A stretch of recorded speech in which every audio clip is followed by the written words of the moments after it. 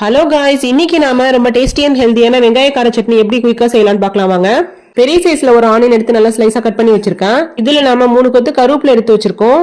4 வரமிளகாய் இதுல ஆட் பண்ணிக்கலாம். மீடியம் சைஸ்ல 2 தக்காளி எடுத்து வச்சிருக்கேன் கட் பண்ணி. இதுல நாம 10ல இருந்து 12 பல்லு பூண்டு ஆட் பண்ணிருக்கோம்.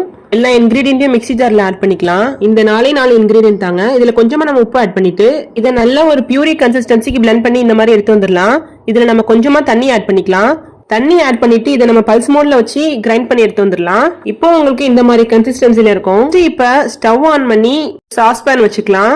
பேன் ஹீட் ஆனதும் நல்லெண்ணெய் ஆட் பண்ணிக்கலாம். நான் இங்க 2 டேபிள் ஸ்பூன் ஆட் பண்ணிருக்கேன். இதுல கொஞ்சமா கறி லீவ்ஸ் ஆட் பண்ணிக்கலாம். 1 டீஸ்பூன் கடுகு ஆட் பண்ணிட்டு நம்ம ஆட் பண்ண இன்கிரீடியன்ட் நல்லா பொரிஞ்ச உடனேயும் நம்ம பிளெண்ட் பண்ணி வச்சிருக்க சட்னி இதுல ஆட் பண்ணிக்கலாம். கொஞ்சம் கொஞ்சமா ஃபுல்லா ஆட் பண்ணி விட்டுட்டு லைட்டா மிக்ஸ் கொடுத்துடலாம். இதுல நாம கொஞ்சமா தண்ணி ஆட் பண்ணி கழுவி ஊத்திக்கலாம். இந்த சட்னி வந்து நீங்க குயிக்காவே செஞ்சிடலாம். மார்னிங் நீங்க பிரேக்ஃபாஸ்ட்டுக்கு ஏதாவது குயிக்கா செய்யணும்னு நினைச்சீங்கன்னா இந்த மாதிரி டிஷ் கூட நீங்க செஞ்சு கொடுக்கலாம். எப்பவுமே ஒரே டிஷ் ட்ரை பண்ணாம இந்த மாதிரி நீங்க டிஃபரெண்டா ட்ரை பண்ணும்போது டேஸ்ட் வைஸ் ரொம்பவே நல்லா இருக்குங்க. சட்னி வந்து ரொம்பவே நல்லதுங்க. ஏன் பாத்தீங்கன்னா இதுல நம்ம கறி லீவ்ஸ் ஆட் பண்ணிருக்கோம் அண்ட் பூண்டு ஆட் பண்ணிருக்கோம், மெயினா ஆனியன் ஆட் பண்ணிருக்கோம். இந்த மாதிரி டிஷ் வந்து நம்ம அடிக்கடி நம்ம உணவுல சேர்த்துக்கணுங்க. அண்ட் வந்து குழந்தைங்கள்ல இருந்து பெரியவங்க வரைக்கும் விரும்பி சாப்பிடுவாங்க. டேஸ்ட் பாத்தீங்கன்னா ரொம்பவே நல்லா இருக்குங்க.